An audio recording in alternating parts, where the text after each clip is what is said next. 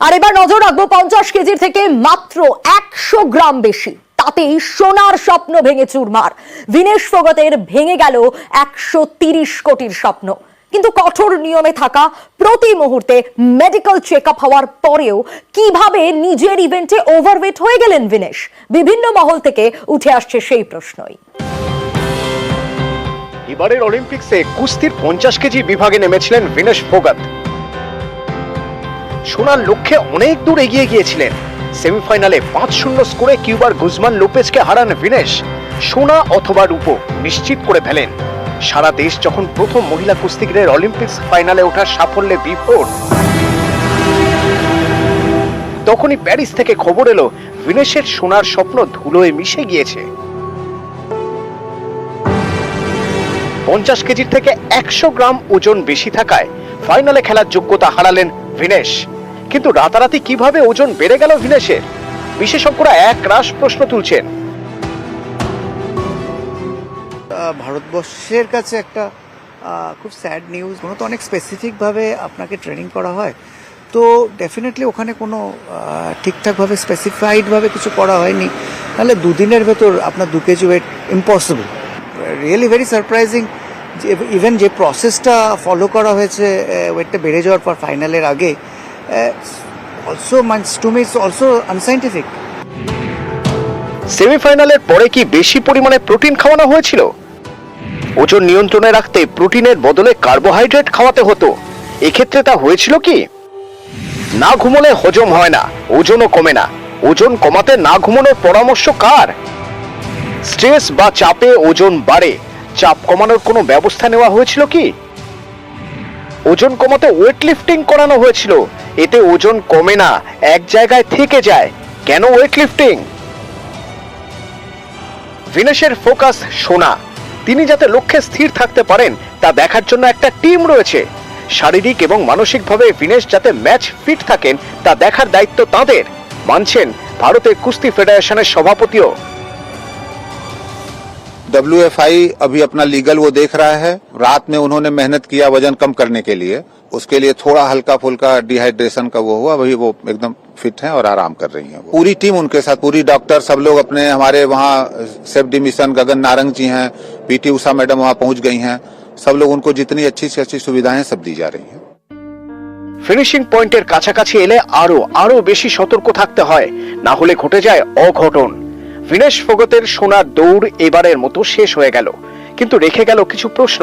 আমরা কি আদৌ সোনার মেয়ে পাওয়ার যোগ্য? যে মেয়ে সোনা আনবেন তাকে তো তুলোর মতো সযত্নে রাখতে হতো। গাফিলতিতে তার একার শুধু নয়, সারা দেশের ক্ষতি হয়ে গেল। সোনার মেয়ে পেতে গেলে যে পরিকাঠামো এবং সচেতনতা জরুরি, তা কি আদৌ আমাদের আছে? নিউজ 18 বাংলা।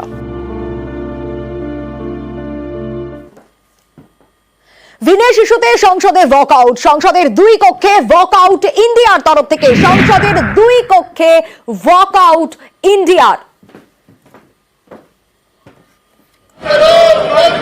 विनेश फोगाट को न्याय दो, न्याय दो, न्याय दो।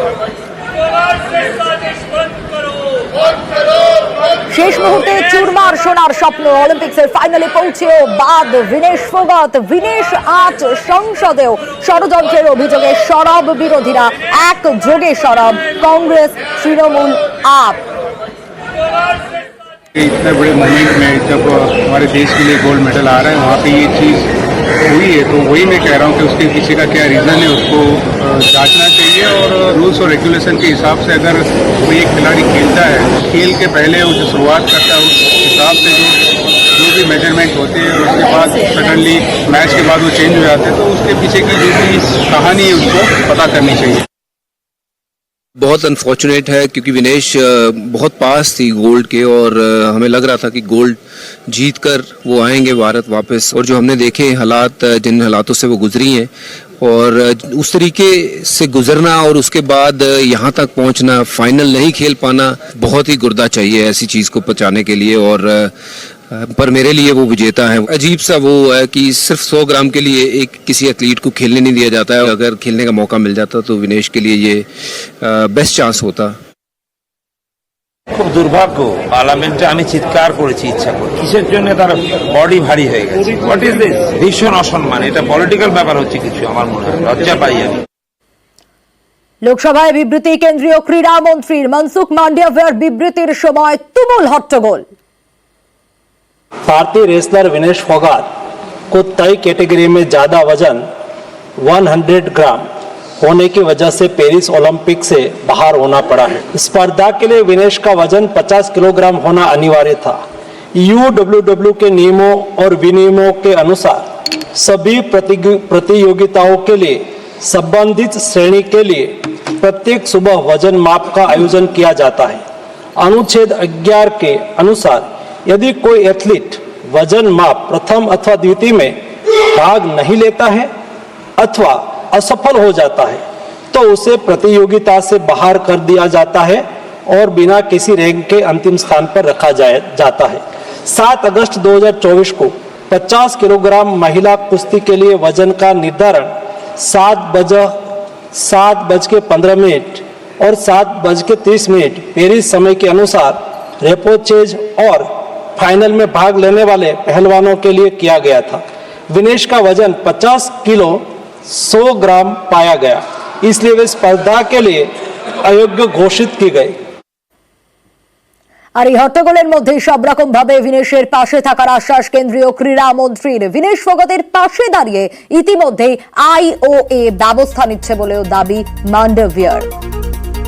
जहां तक उनकी तैयारी हेतु सहायता का प्रश्न है, भारत सरकार ने विनेश फोगाट की उनकी आवश्यकता के अनुसार हर संभव सहायता प्रदान की है। उनके लिए पर्सनल स्टाफ भी नियुक्त किए गए हैं जो अपने क्षेत्र के विशेषज्ञ हैं। उनके साथ हंगरी के विख्यात कोच ओलेर अकोस और फिजियो अश्विनी पाटिल हमेशा रहते हैं। इनको ओलंपिक के लिए इनके अतिरिक्त व्यक्तिगत सहायक स्टाफ जैसे विभिन्न sparring partners, strength of conditioning विशेषज्ञ के लिए वित्तीय सहायता प्रदान की गई, जिसका विवरण इस प्रकार है। ओलेर अकोच कोच के रूप में उसके साथ थे, वेन पैट्रिक लॉम्बार्ड स्ट्रेंथ और कंडीशनिंग विशेषज्ञ, अश्विनी जीवन पाटिल फिजियोथेरापिस्ट, मयंक सिंह गरिया स्ट्रेंथ और कंडीशनिंग विशेषज्ञ, शुभम और अरविंद स्पारिंग पार्टनर। इनको पेरिस ओलंपिक चक्र के लिए कुल 70,45,775 की वित्तीय सहायता दी गई है। विनेश का वजन 50 किलो 100 ग्राम पाया गया, इसलिए वे स्पर्धा के लिए अयोग्य घोषित की गई। इस मामले को लेकर भारतीय ओलंपिक संघ ने अंतर्राष्ट्रीय कुश्ती संघ से कड़ा विरोध भी दर्ज किया है। नेशनल भारतीय ओलंपिक संघ की अध्यक्षा पीटी उषा भी अभी पेरिस में है। प्रधानमंत्री जी ने स्वयं उसके साथ बातचीत करके उचित कार्यवाही करने के लिए, उचित एक्शन लेने के लिए भी उसको कहा गया है। বিনেশ ফোগাতের স্বপ্নভঙ্গ, বাড়িতে গিয়ে ফোগাত পরিবারের সঙ্গে সাক্ষাৎ পাঞ্জাবের মুখ্যমন্ত্রীর। কোচ থেকে সাপোর্ট স্টাফ সকলের ভূমিকা নিয়ে প্রশ্ন ভগবন্ত মানের। ये क्या समझते हैं? ये हम छोटे छोटे गांव से उठ के लोग, मैं मुख्यमंत्री बन गया छोटे से गांव से उठकर, ये छोटे से गांव से उठकर लड़की ओलंपिक में खेल रही है। छोटे से छोटे गांव से उठकर लोग, हमारे बच्चे मेडल ले रहे हैं। ये चाहते नहीं है कि हम छोटे छोटे लोग, हम आम घरों के आम बेटी बेटियां जो है कामयाब हो जाएं ओलंपिक में, कॉमनवेल्थ में, एशियाड में या पॉलिटिक्स में या कहाँ भी। ये चाहते ही नहीं है। ये काम तो कोचेस का या उनके जो फिजियोथेरेपिस्ट हैं उनका है कि सुबह मैच से पहले क्या करना है, क्या खाना है, रात को क्या खा के सोना है। अगर बाल ही कटवा देते 200 ग्राम के तो बाल ही थे, फिर तो किसकी गलती रही होगी? ये हमारी जो इंडियन ओलंपिक एसोसिएशन के जितने भी मेंबर वहां गए हुए हैं वो किस काम के लिए गए हैं? घूमने गए हैं, ऐश प्रस्तियां करने गए हैं देश के जनता के पैसे पर। क्यों नहीं उन्होंने ये मामला उठाया? দুঃখ প্রকাশ করলেও নিয়মই এমনটাই মত কুস্তি সংস্থার প্রধান নেনাদ লালোভিকের। We have to respect the rules. I'm so sad that what happened to her. She had overweight, a very small one, but the rules are rules, and the weighing is public. All the athletes are there, and it's impossible to let someone to compete who doesn't make the weight. I don't see anything that can be done. Sir, the competition continues, and I really don't see that it's possible. ডিসকোয়ালিফিকেশনের পরে PT উষাকে phone প্রধানমন্ত্রীর, হাসপাতালে গিয়ে ভিনেশের সঙ্গে সাক্ষাৎ আইওএ প্রধানের।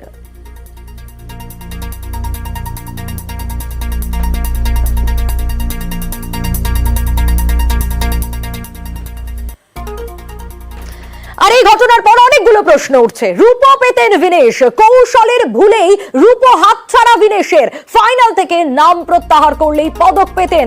রূপো পেতেন কুস্তিগির ভিনেশ ফোগত, সেই সিদ্ধান্ত না নেওয়াতে প্রশ্ন বিশেষজ্ঞদের। ভিনেশ ছিটকে যাওয়ায় দেশ জুড়ে শোরগোল।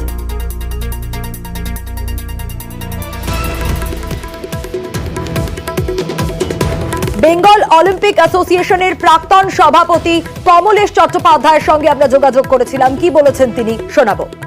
একজন ভারতবাসী হিসাবে, একজন ক্রীড়া সংগঠক হিসেবে আমি মনে করি এটা আমার কাছে অত্যন্ত দুর্দিন।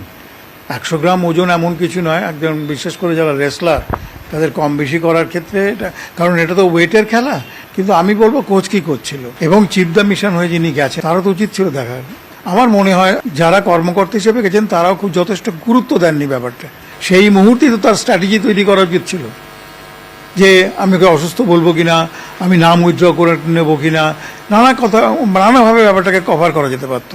নয় এটা ভেবেছেন হয়ে জায়গায় 100 গ্রাম কোনো ব্যাপার না, অথবা ভেবেছেন আরে কি হবে, এমনি তো সিলভার পাবে। তৃণমূল নেতা কুণাল ঘোষ আবার চক্রান্তের গন্ধ পাচ্ছেন। কি বলেছেন শুনুন। যেহেতু এই মেয়েটি মহিলা কুস্তিগিরদের আন্দোলনে অন্যতম মুখ ছিল, সাক্ষী মালিকের পাশে ছিল, নরেন্দ্র মোদী অমিত শাহের পুলিশ জোর করে ধরপাকড় করে সরিয়েছিল, এখন এই মেয়েটি যদি পদক পেয়ে যেত তাহলে দেশের মুখ উজ্জ্বল হতো এবং বিজেপি কোম্পানির মুখ পুড়ে যেত। সেইটা অ্যাভয়েড করার জন্য কোনো বৃহত্তর চক্রান্তে মেয়েটিকে ছিটকে দেয়া হলো কিনা, এটা ক্রীড়া প্রশাসনে যারা আছেন সেই সচেতন ব্যক্তিরা তদন্ত করে দেখুক। যদি ধরা পড়তো যে 100 গ্রাম বেড়ে আছে, তাহলে যদি মেয়েটি ফাইনালে না নেমে ওয়াক ওভারও দিয়ে দিত তাহলেও সে রূপোটা জিতে ফিরে আসতো। এই স্ট্র্যাটেজিক সিদ্ধান্তটাও কিন্তু নেওয়া হয়নি। এরা কারা করলো, মেয়েটিকে বিপথে চালিত কারা করলো? আর ভিনেশের পাশে ভারতের একমাত্র আইওসি সদস্য নীতা আম্বানি, তার বার্তা আজ গোটা দেশ ভিনেশের স্বপ্নভঙ্গ যন্ত্রণার শরিক। ভিনেশ চ্যাম্পিয়ন, যোদ্ধা, আমার এ বিষয়ে কোনো সন্দেহ নেই, আমার এ বিষয়ে কোনো সন্দেহ নেই। ও দ্রুত আরো শক্তিশালী হয়ে ফিরবে বলেছেন নীতা আম্বানি। আর কি বলেছেন? আর বলেছেন পরিস্থিতির মধ্যে দিয়ে, প্রতিকূল পরিস্থিতির মধ্যে দিয়েও ও বারবার ফিরে এসেছে। এছাড়াও তিনি বলেছেন ভিনেশের উদ্দেশ্যে যে ভিনেশ, তুমি আগামী প্রজন্মের কাছে অনুপ্রেরণা, বিশেষ করে তরুণীদের এবং তাদের বাবা মায়েদের কাছে। এরই পাশাপাশি আরো বলেছেন নীতা আম্বানি, বলেছেন তাদের স্বপ্ন দেখার সাহসও যোগাও। যে কোনো পদকের থেকে তোমার অন্তরাত্মা অনেক বেশি উজ্জ্বল। আমরা সবাই তোমার সঙ্গে আছি।